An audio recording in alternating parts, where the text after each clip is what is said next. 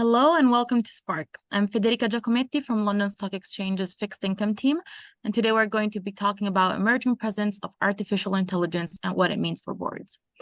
I'm delighted to be joined today by Alex Caravero, Regional Head, Emerging Technology Group, UK, US, and EMEA at Herbert Smith Freehills, Professor Ashley Braganza, Dean of Brunel Business School and founder and co-director of Brunel's Interdisciplinary Research Center for Artificial Intelligence, Alan Hewitt, non-executive director at Praxonomy and former partner at IBM, Paul Johnston, associate director at One Advisory Limited and member of the executive team at Blockchain and Climate Institute.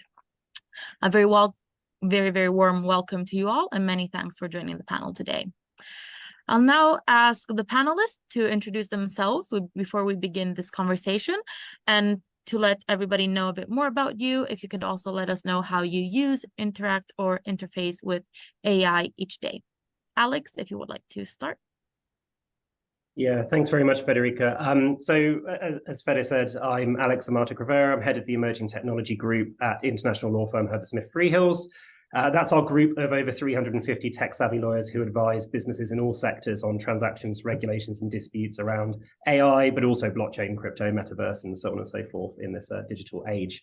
The question that you asked around how I use, interact, interface with AI each day, look, I advise clients in all sectors on this on a regular basis, but I'm also part of the firm's internal steering committee on how we use artificial intelligence in the firm. So I'm seeing it from sort of all angles there. Amazing, thank you. Ashley? Great, thank you, Fede. And good afternoon, everyone. I'm Ashley Braganza. I'm Professor of Organizational Transformation, Dean of Brunel Business School, and as Fede mentioned, founder of the Center for AI at Brunel, which is an interdisciplinary center. In addition to which, I also launched a master's in AI strategy. To the best of my knowledge, it's the only non-technical master's program available in the UK, if not in various spots of the world. My interest is in the effects of AI on organizations. In terms of the question of how I interact or interface with AI, I have to say, at a personal level, I'm probably a passive user. I know that every time I go into Spotify, my data is being churned through some algorithm, or every time I go into Google, I don't have to worry about the things I search, but I know I'm being consumed by an algorithm, or at least my data is. But within the university, we are clearly very top of the agenda is ChatGPT, and what effect that's going to have on our students and their learning, but also how we can harness the power of those sorts of applications and bring them into the classroom in a sensible manner. Amazing, thanks, Ashley. Alan, what about you? What? You're mute. Yeah, classic error. Good afternoon, everybody. Thank you for joining us. Alan Hewitt. I am a non-exec director for Praxonomy. Praxonomy manufactures a product called BoardLogic, which is a board management portal, which is getting increasingly interesting to us on the impacts of AI. My own personal background is mainly in consulting. As Frederica said, I was a partner in IBM, and I was the global responsibility for workforce transformation. So I'm really interested in AI from a human perspective, and we're going to cover that quite a lot this afternoon. If we look back at my own work with Praxonomy, obviously I'm very interested in the impacts of AI. I will say up front, I'm interested in AI where it will add value and not because it's the latest shiny thing, but I'm sure we'll cover that as well this afternoon. Absolutely. Thank you so much. And finally, Paul, the floor is yours. Yeah, thank you, Federica. And hi to everyone. I'm Paul Johnston. I am an associate director at One Advisory. Just to explain a little bit about One Advisory, we provide outsourced company secretarial and financial reporting services, mostly to PLCs. My other interest, and one of the reasons I think I'm on the panel is because I am the company secretary to the Blockchain and Climate Institute. So obviously we're not talking about blockchain today, but nonetheless, I think some of the challenges around how you govern emerging technologies apply equally to blockchain as they do to AI. And at the Blockchain and Climate Institute, we're sort of grappling with these issues. So I think it's a really interesting angle to come at AI from. In terms of my own personal usage of AI, I'm a bit of a troglodyte, to be honest. I'm a bit backwards in that respect. But the one thing I would say is that I am the chair of a branch of the Charter Governance Institute.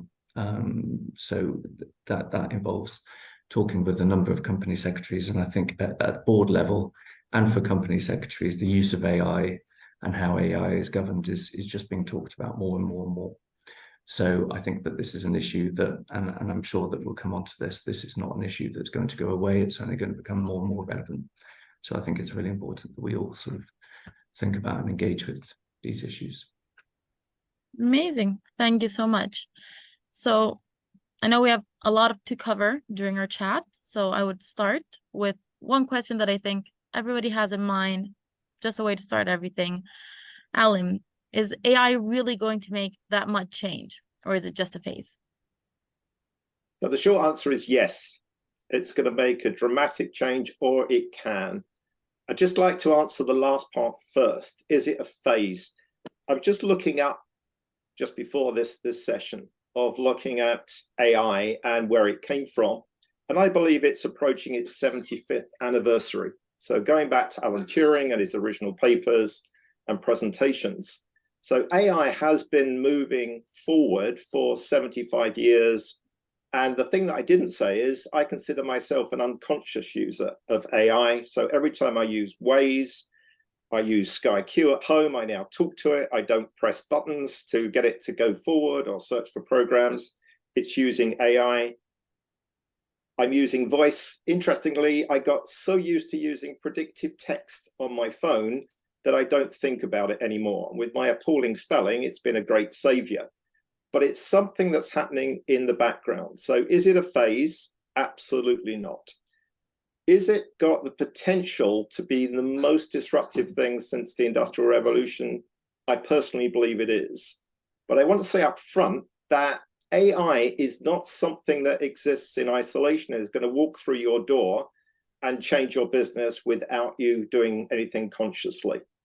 What I will say is it has dramatic potential to change the way that we work. So if you think about the Industrial Revolution, where we started to use automation, we've now gone into robotics to replace physical activity with computerized capability. We're going to see the same thing now on a new level of thinking. So can I use it to enhance what people do today, or do I use it to replace what people are doing today? And if you just think of that one idea, I can dramatically change the shape of the way that I run my business. Unfortunately, this has a massive impact on people. And we will cover this afternoon some of those impacts. So if you think about it, every role and every job that involves you analyzing information, making decisions, I could delegate that. Or I could use it as quite an advanced tool to help me look at making better decisions. I will introduce the concept of bias now, because all of these systems will have a bias. But let's be very clear, all human beings have a bias. So the last point I would make is, if this has been around for 75 years, why is it such a big deal now?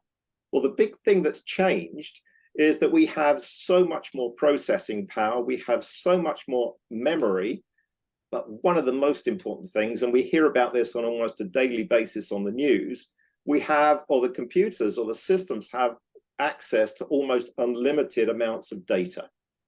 So if you couple that amount of data with the speeds of processing power, I have the ability to start to analyze that. And I would say, my final point on this is, please do not believe that AI is sentient at the moment. It is not really thinking. It is using statistical analysis to predict what should come next. It reads as if it understands what it's saying, but it isn't. but it has the potential to radically change the way that we think and operate, whether that's a board or most of your businesses. And we could get as radical as you like. The last point I'll leave you with is this is under our control, except it's a fabulous opportunity for business. It's also a major threat because all of business's competitors will be looking at ways to exploit AI. And if you choose to ignore it, then you may see that your competitors or new entries into markets that you'd never even thought about will be using AI to overcome that. So I think it has the potential to be really disruptive in a very positive way. I also see it as a threat to individual businesses, but a great benefit to industries as a whole. Thank you so much. Paul, given these threats and opportunities and how we do believe it will affect in the future companies, do you think boards can effectively oversee how these how rapidly these technologies are developing? Yeah, I mean, I think that this is a major challenge that boards are grappling with, and I think the thing that is slightly unique about this is probably the speed of change.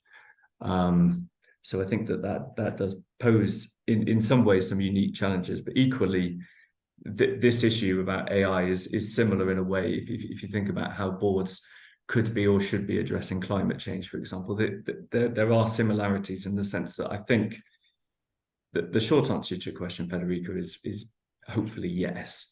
And I think that there are several things that boards can do around this, and in the same way that they can address other non-financial emerging issues. So I think the first thing that the board needs to do is understand the materiality of the issue.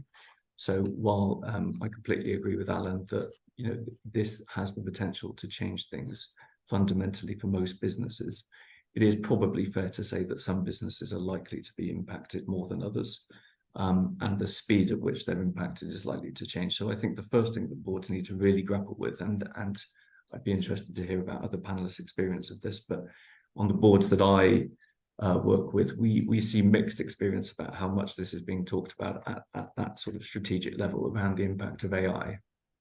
But I think the first thing to do is to determine the materiality, and that can be done about things like scenario analysis and these kind of things, understanding competitor positions, and those kind of issues. So I think the first step is to identify materiality, the risks and the opportunities. And then the second is if the board really understands the extent to which it's exposed to these risks and opportunities, are the reporting processes fit for purpose, and these kind of things, and are there effective systems in place to allow for monitoring? So I think that these are the two issues. And then one of the third is probably related to these, which is, does the board have appropriate skills to be able to do this? So, for example, one possible route, I think we had a question around this, one possible route is that a board designate a director to be the sort of emerging technology lead. I think that can be one solution, but I do think that it possibly leads into several other problems, which might include the fact that AI becomes essentially siloed. It becomes the responsibility of one director only. I think that that's a significant problem. It's probably likely that we'll see the chief technology officer take a board role increasingly. I think that that's a probable development. And the other thing potentially is that boards need to have access to expertise on AI. So, for example, an AI working group that feeds into the board and these kind of things. I did mention at the beginning my experience with Blockchain and Climate Institute. This is a really interesting example solely because to merge blockchain and climate change, these are two sort of seemingly unrelated issues in most people's minds. And the reality is that there isn't a wealth of strategic expertise on blockchain because the technology is new. So to actually get the skills in place at board level is quite difficult. And I think to a certain extent that applies equally with AI. But I do think that given the magnitude of the change, it is incumbent on directors to really inform themselves and reassure themselves that collectively they have the expertise on this. And the final thing, which I'm trying to say in order to sort of lead into the next question, is around culture. So I think boards really need to understand whether they have the organizational culture that will allow them and their companies to really adopt and embrace AI. Ashley, to follow on the culture point, I know you believe there has to be a bit of change within culture organizations and within their organizational strategy as well. Would you like to expand on this a bit? Sure. Thanks, Fede. I appreciate that. I guess I started in my introduction to say I'm a professor of organizational transformation, and what is really interesting listening to Alan and Paul is really running through both of their comments all the way through was this issue about the amount of change that organizations are going to have to go through to absorb AI. And having spent many years studying various technologies that have come and gone, I think, picking up on what Alan was saying, the effects of AI, I think, are going to be incredibly transformative in terms of what organizations and boards need to deal with. From a cultural point of view, I think, to remind colleagues of the old maxim that culture eats strategy for breakfast, in many ways, the organization's culture is going to be central to how any organization then and any board then absorbs AI into the organization. In particular, one way of starting to maybe think about how that might kind of unroll into the organizations is around decision making, and I think Alan mentioned decision making in his opening remarks. Because if you think about decisions being made and taken in all levels of the organization, you could have a warehouse manager deciding which pallets are going to go out of the warehouse first. Well, actually, you could have an AI system that takes that kind of decision. And at one level, you think, well, that's a very micro level decision. It really doesn't affect the strategy in a huge way. But if I come all the way to the other end of an organization and I talk about the board having to make let's take a $500 million investment in a particular product or in a particular service or a particular region, well, you'd imagine that a group of board members would get together to discuss and then take some kind of decision as to whether that project should get a go, no go. But at another end, you could argue that actually, given the amount of data that AI systems can kind of process, should the board be taking that kind of decision, or should we have some kind of AI system that's processing all the most up-to-date data about that particular product or service and be either suggesting a green or a red light or supporting the board and taking a green or red light. Now, if you think about decisions and how these decisions get taken, well, very often those decisions are the fabric of the organization. They're the fabric of the culture of the organization. They drive all kinds of behaviors that you then find in the organization.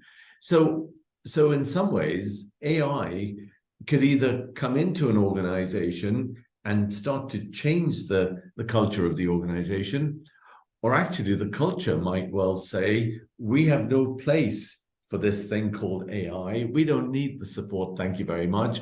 We'll take our own decisions, and we don't need this technology. So you can begin to see that in some ways the culture itself could form the existing corporate culture, and the existing mindset of the board could well form a barrier to having AI come in the first place. So I think there's a quite complex relationship there. And certainly when I'm working with organizations and advising boards on AI, one of the first kind of pieces of analysis that I do is just to understand what is the mindset, what is the appetite for bringing AI into the organization, and to what extent is there some level of support. And just to pick up on the other aspect of something that Alan said a little earlier around bias, and Alan's absolutely right. AI in its various stages of development may well have bias built into the algorithms, built into the system. But so have we as human beings. We have biases, that we have, some of which we are aware of and some of which we're not aware of, that influence the decisions we take. And so if you talk about decisions related to strategy and more strategic decisions, then just as the AI system might well have biases, so boards will have biases in terms of which kind of strategic direction they want to take the organization. So bias doesn't go away; it just kind of changes its shape, changes its form, and so I think AI has a big role to play in terms of reshaping strategies and culture, but equally the culture has a big influence as to whether AI comes in the first place and the extent to which it is allowed to influence the strategy. Thank you so much, Ashley. And I think we'll definitely meet again a couple of these points, especially around decision-making, bias, and various structures of powers and how those will be affected as well throughout our conversation. Alex, we've heard quite a bit about change and how everything is happening right now. But to give, I think, a bit more of context to everybody that is listening in, what about the legal risks that these is bringing? What do businesses need to be aware of, and how does it all position at the moment? Yeah, thanks, Fredo. Look, as a lawyer, I tend to find myself being the harbinger of doom in some of these situations and sort of bringing the bad news, but hopefully it's not all doom and gloom throughout the entirety of what I'm about to say. I should start by clarifying I am supportive of AI where it's developed, implemented, and used safely and responsibly. And I think those are two really important parts that are already coming out and obviously going to be coming out more as we go along. I completely agree with everything Alan, Paul, and Ashley have said on the transformative nature of AI. I think it can be a force for good in boards and businesses, but capitalizing on those opportunities requires us to overcome certain challenges. And those can take various forms, some of which we've touched on now, some of which we'll touch on later, I'm sure, but legal being one of those particular areas. To answer your question directly, there's probably a couple of points I want to make, right? The first is that I'm often told that artificial intelligence legal issues center on data protection or data privacy. And that's a really big part of this. But as we've already started to hear anyway, I think it touches on many other areas depending on the specifics of the AI system and the use cases that it's being put to. And that's been highlighted recently by the House of Commons Science, Innovation and Technology Committee's interim report on governance of AI that was released on, I think it was the 31st of August, where they stated there were 12 challenges of AI governance, right? Privacy was in there, of course it was, but also bias, misrepresentation, access to data, access to compute, as Alan picked up on earlier, black box issues, open source, intellectual property and copyright, liability, and even employment challenges as well. And then you've also got things on top of that that sit to look at things like human rights, for example, and these other sides that all apply equally. They also, just for context as well, noted that there was international coordination challenge, which I'll touch on, I'm sure, later on. And of course, the existential challenge, the idea that AI is a major threat to human life, which of course had to be in there at number 12. Interested to hear what my co-panelists will have to say about that, I'm sure, as we go along. But the point is, I think from my side, we're dealing with the convergence of a lot of different legal, regulatory and other risks. And it's really important to note the breadth of those.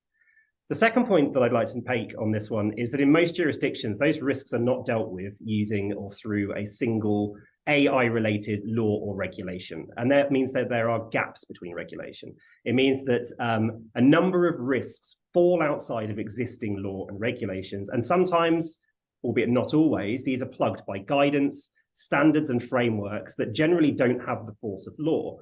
And this is where the concept of ethics comes in so strongly, right? It's not just about what can we do with this technology, but about what should we be doing with this technology? What right to be doing with this technology? And how does that look to our customer base, our clients, our suppliers, and others we have to engage with?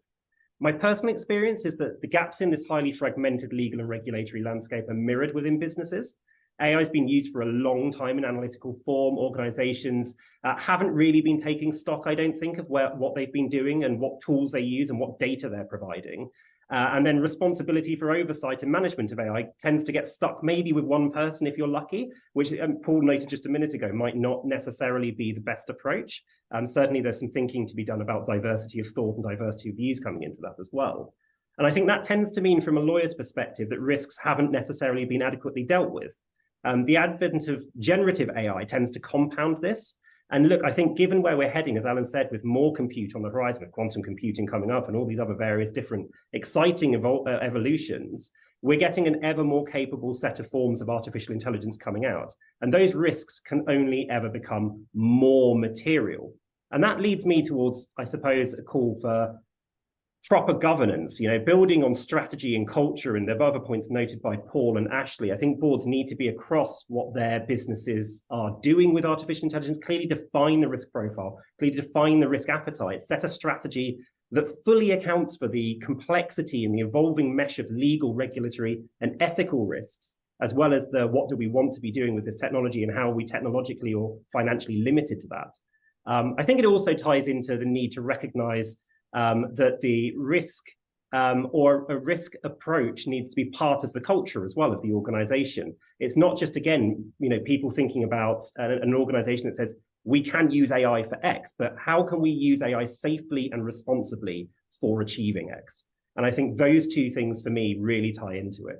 How you do that in practice isn't straightforward. I've heard lots of conversation recently about, given the focus on ESG, potential alignment with that. So thinking about, for example, how are you, how's your board, how's your business accounting for environmental consequences with the AI systems you're developing and using, the water, the energy consumption, the societal issues, taking Alan and others' points earlier as well about bias, for example, the decision architecture. What's the human role in building these algorithms so that we're not getting bias from humans into what we think is an automated system or a computerized system? That is a problem as well. And also the governance issues more broadly, I think, and my last point on this, around oversight and responsible development and use. And as Alan touched on a moment ago, AI's impact on tasks and jobs and things like that as well. So I'll leave it there, Fede, but it's good. No, that's great. And you mentioned jobs now, you mentioned employment earlier. Ashley, on this, how do you believe this point, jobs, employment, will be affected by AI? Sure, thank you. I think that there is going to be an effect on jobs, both in terms of job losses and job creation. Let me deal with the potential for jobs being lost. Based on quite an extensive piece of research that colleagues and I did here at Brunel, what we found was, whereas the argument in the literature, and the argument seems to be, either jobs are going to disappear entirely or no, they're not going to be affected. What we actually found is jobs are going to be affected, but what the effect is likely to be is a kind of salami slicing. It's a paring down of jobs where AI will kind of take over parts of jobs, which over time kind of takes a job and narrows it down in terms of what the human being will be doing into quite a potentially narrow aspect of what was a full-time job, if you like. And I refer to this in the paper as the gigification of work, where jobs, full-time jobs, as we know them, will become more gig-like, so that when you bring in the automation, when you bring in the AI, what's left of the job could potentially be done by just anybody, but it may not need someone with the same level of experience or skill or knowledge or training as perhaps someone that might need to do the job without the AI or the automation. So what we've started to see is that potentially we're going to see a trend of kind of the gigification of work. And if you've heard about excuse me, if you've heard about the robots that have been unleashed apparently in one corner of Amazon's warehouse in Seattle. So the robot's called Digit. It stands at, I believe, 5'9". It can bend, it can haunch, it can lift things, it can move things. And at the moment, it's just kind of, Amazon is saying, hey, it's over there in one corner of the warehouse, and no need for anybody to watch or be worried. And all it's doing is lifting, packages from over here to over there. Really dull, really mundane kind of stuff. But actually, if you stop and think about it, a lot of us do really dull, really mundane kind of stuff. In just about every job, there is a dull, mundane pile of work that has to be done. And I try to, avoid my dull and mundane work as much as possible. But hey, I'm quite attached to it when someone says they want to take it away from me completely. But you can begin to see that this kind of this infiltration of the technology into jobs. It could happen at all levels. If I take a marketing, and I don't want marketing directors to feel I'm picking on them, but take a marketing director, and you've got to ask, what kind of decisions do marketing directors take, and could an AI system take that decision any better than a marketing director? And maybe not today, but as we've heard, the technology is getting that much better in terms of understanding the data that's needed to work out what the nuanced responses should be to particular questions. You begin to see that actually very senior people's roles could well be affected by these technologies. So what ends up happening, and if I bring it back to this kind of decision making, very often people in positions of power in organizations may well find that these technologies are encroaching on their kind of positions and therefore their power base, which I think is a potential area of tension as organizations start to bring this technology in. But equally, there will be jobs being created as this technology comes in. As we've seen over the years, as we bring systems in, so we need to find the skill set of people to support the system, to make sure it's functioning. When a website goes down today, or it's not just the website going down, it's money walking out the door because we can't take in orders. So these systems then become kind of core to the operations of the business and can have a very big impact on revenue and on profitability when they go down. So you need people to support them equally. The technologies will create jobs that, in some ways, none of us have even considered at the moment. As I tell my students on the AI program, you're going to have to start preparing for jobs that I haven't even begun to conceptualize yet. And we need to kind of prepare for what those jobs are. One last thing on this, and that is in terms of work. I think from a societal point of view, and part of what my colleagues in the Center for AI are doing is looking at the impact of AI at a societal level as well, is that you're going to have a situation where, on the one hand, you're going to find jobs kind of disappearing or being kind of pared down. So there'll be a kind of a drop on one side. Meanwhile, there's going to be an uplift in new jobs being created, new jobs being discovered that, as I say, don't even exist today. The issue is that where the job losses occur, the towns, the cities, the communities where the job losses occur, and the places where the jobs are created, those aren't going to be the same. And so there are going to be societal impacts that we need to consider, the policy makers need to consider and stop thinking about now, so to kind of prepare communities, to prepare societies for what those longer term impacts are going to be. Thank you so much. And no, definitely, especially looking at how the market will change and how the jobs will change. Alan, from your point of view, how do you think we should look at staffing businesses with the result of this and the result of AI coming in? I mean, I would start by saying I support everything that Ashley has just said.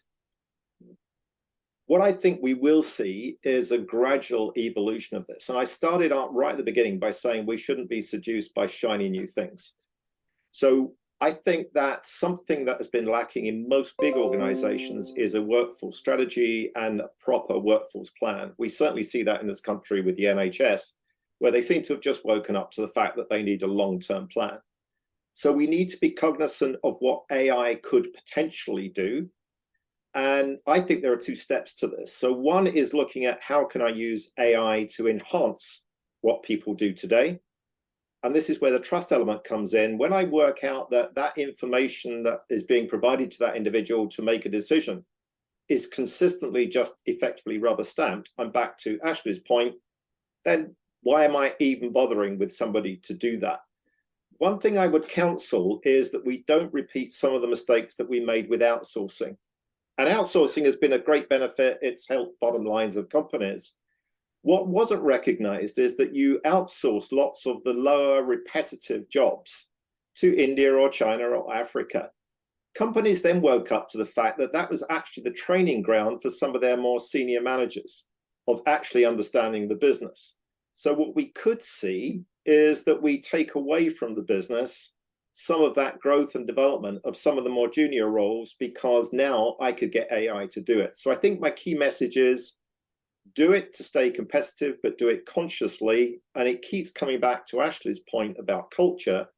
What type of organization do I need that I can start to slice roles up, that I can reduce it? Can I have people now spanning multiple areas? So I think my strong advice is that boards, companies need to look at what is possible at any one time, and we will cover this later. This is only going to accelerate. So one very local example, I've been talking to multiple companies about, people are asking about our product. Can we automate minute taking for boards? So just record it, automate it, and just do the minutes.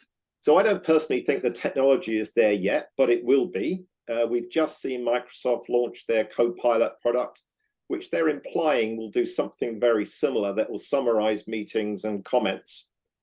Bringing it back to Ashley's earlier point, some of the individuals that I've talked to have said, over my dead body will I give up taking the minutes, because I'm back to this bias now. I want to stay in control of that. Writing the minutes is quite a powerful thing to do. So I could have a situation where I have technology that makes this possible.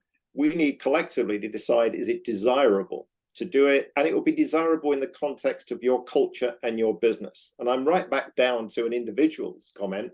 I do not want to give up that power. Now, the company may decide that's the right thing to do. And I think this is my final point in this, is it comes down to trust. So my own personal example, which is trivial, when everything went online, and I was part of IBM when the internet came in and everything had an E in front of it. And I think at one point we had eDesk because everybody wanted to get on the bandwagon. And I started to book hotels online. And initially, I always rang the hotel because I didn't actually trust it. And I was reassured when the hotel said, yeah, I've got your booking. And suddenly, over time, it wasn't a conscious thing. I stopped ringing because I now trusted it. So if I give you back to the example of minute taking, when the person who's using these tools says, do you know what, that's the better minutes than I would have written, I will get to trust it.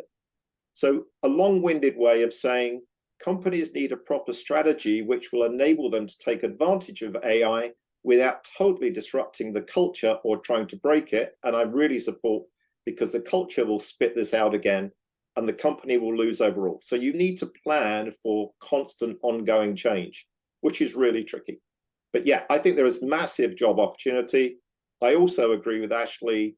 It's unlikely that the new jobs will be in the same place as the old jobs, which is a big societal issue as well. Thank you so much. And Alan, you were mentioning minute taking, and but Paul, just to see a bit of your thoughts on how this was one example, but how, in which other ways do you think AI can support the board and those supporting the board, and some of the real world implications of this change? Yeah, thank you. Firstly, I'm devastated that Alan's taken my 5-minute monologue about minute writing away from me. But I'll scrabble around for an answer. I think I have seen probably within the last 3 months interest from companies in changing virtually every aspect of the board process. So we've already touched upon things like minute writing, but I've heard there's the opportunity to use data in a much more sophisticated way to draw from a much wider range of data in terms of papers that go to boards and to inform the decisions in that way. So that's one obvious change. I also had a conversation with someone who is looking to use AI to analyze people's behavior at board meetings to talk about effective behaviors and these kind of things. So that's a really interesting concept. The extent to which people will be sort of up for being scrutinized by a computer is obviously, yeah, that's obviously a question, but this is one other thing I've heard. And then the other thing is around using data to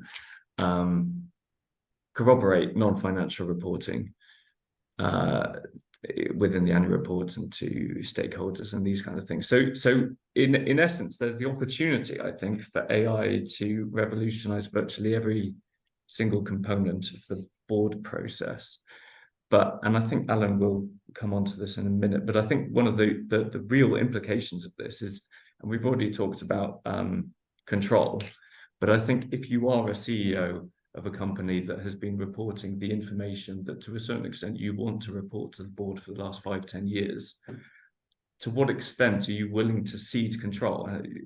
This is a point that Ashley made earlier, but I think that that's really relevant for the decision-making process and for the board process.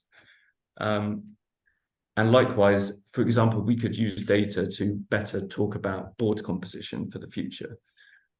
But again, there is going to be the element of human bias that stops this, because ultimately, and maybe it does come down to trust ultimately. The extent to which AI is really trusted on these things, I think, is pretty fundamental. But I think that probably to echo a point that's already been made, I think the technology exists that can sort of support the board decision-making process, but it is around the culture of the board willing to embrace this, and the willingness of humans to a certain extent to get out of the way of some of these things.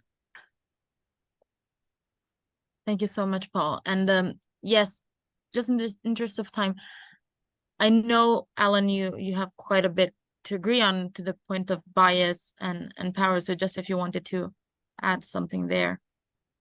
Yeah, I mean, I apologize to Paul for taking his minute section away from him. But I think we are at the heart of this now, and I'm pleased the conversation has come around. AI will not happen to us. Human beings will decide whether they want to adopt and embrace different things of AI, elements of AI. I think they need to do that critically, but culturally, we need to see a shift. So it's interesting, Ashley alluded to the fact he's done some surveys. What I was interested in is whether those people, when they answered that survey, had any idea that they may be replaced themselves by AI. So it's very easy to look externally at these things. So I think we need to see, with or without AI, a shift to more honest and open boards. And I agree with you. I've worked with lots of companies where there is only positive upward information. If suddenly the reality hit some of these boards, it could have quite an interesting impact. So I would see a lot of resistance from individuals. So really, I support everything that Paul's just said. And conscious of the fact that we only have 5 minutes before we start Q&A, I would like to close the conversation getting a bit of your views on what the future of AI would be. Ashley, would you like to start just giving us your thoughts on that? Sure. Thank you. I think we're going to end up where AI is going to become ubiquitous. I mean, we've talked about ubiquitous technologies, and I think a lot of people, when they hear that phrase ubiquitous technology, kind of thinks about the hardware, and maybe even some of the software. But I think what we're going to find is that the systems sitting behind the applications that we use are going to be everywhere, and they're going to enter into, whether it's our personal life or our business life, it's going to be in. The word insidious comes to mind, and I know it has negative connotations, but it's going to be like fog. We're going to just be enveloped by it, and it's going to be everywhere. So if you ask me what the future for AI is, it's kind of, look at what you're wearing on your wrist. Look at what, arguably it could well be the clothes that you wear, could be intelligent clothes. Look at the car you drive, the house you live in. It's going to be everywhere. Thank you, and really looking forward to seeing what actually it will be. And Alex, we have been seeing a lot of news about upcoming AI regulation, for example. Could you give us a bit of an update of what is happening and what should boards expect in the future connected to this?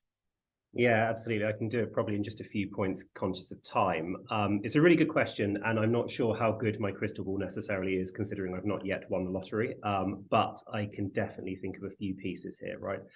One, I echo the long-term approach that Alan and Ashley have already mentioned. So I'm sorry, but I don't think you're replacing lawyers with robots quite yet. So I'm going to chalk that one up, or at least sincerely hope that's the case anyway. Second, the legal and regulatory landscape that's around today is going to be very different to the legal and regulatory landscape in 12 or 18 months. It's going to continue to evolve at pace, and you're going to need to keep on top of it consistently over that time. Just to highlight a few things we're already seeing: data privacy issues coming up, employment inequality disputes, intellectual property claims, general technology disputes, and all of these can seriously damage a business's reputation and cost huge sums in damages and fines. I expect we're going to see more of those. I expect we're going to see more class actions. I expect we're going to see many more litigious matters coming through. So don't be on the wrong side of it. Don't find yourself on the wrong side of that.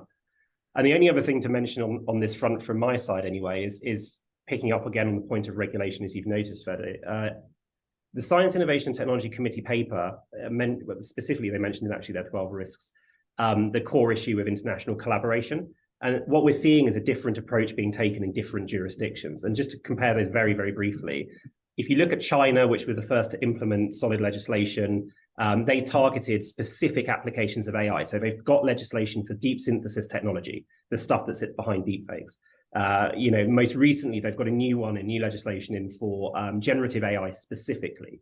And they followed the EU approach, making these have extraterritorial scope. So if you're engaging with individuals or businesses in China, then you're going to need to comply with those rules. Compare that then to the EU, which is taking a leading stance in the West, similar to as they did with GDPR, General Data Protection Regulations a few years ago.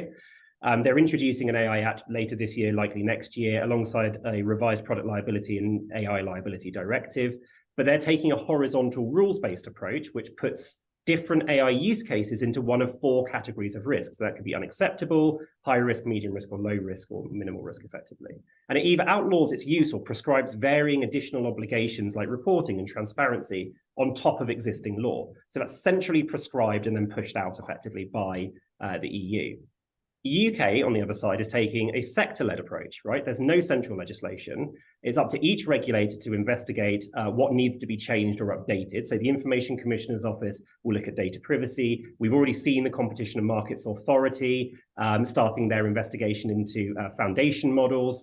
And the Financial Conduct Authority is releasing consultations relevant to financial industry participants as well. Now, those are 3 very different models that are evolving over time. And I think what we're going to ultimately see as a result of that is the risk of more gaps being created than actually resolved. And that could be domestically and it could be internationally as well. So join up, both domestic and international, is going to be very important here. Input from businesses, input from technology companies, input from absolutely all parts of academia and broader sectors is going to be really important to making sure the shape looks right for everybody over the coming years. And the bottom line from me is really, it's going to be a bumpy road ahead. And it's vital that boards keep an eye on those changes and how they're going to impact your businesses. It's for you to be across this. Amazing. Thank you so much.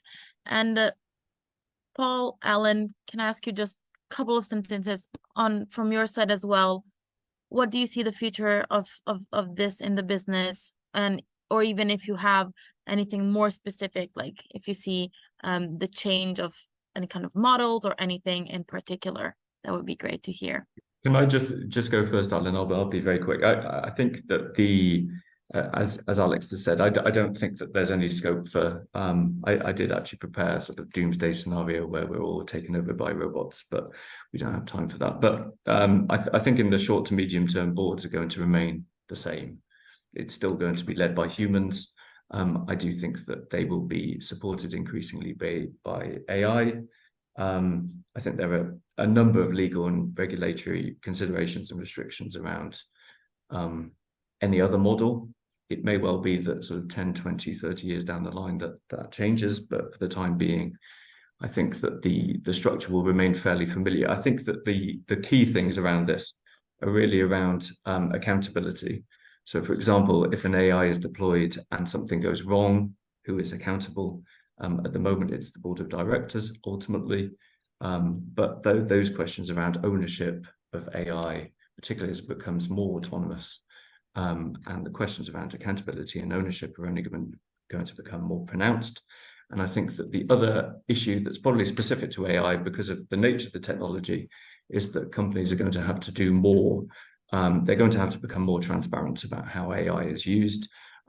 Otherwise, there's a fundamental risk that trust in the technology will be fundamentally undermined. So I think that these are probably, in terms of the way corporate governance might change, I think that there's going to be an increased focus on accountability and on transparency.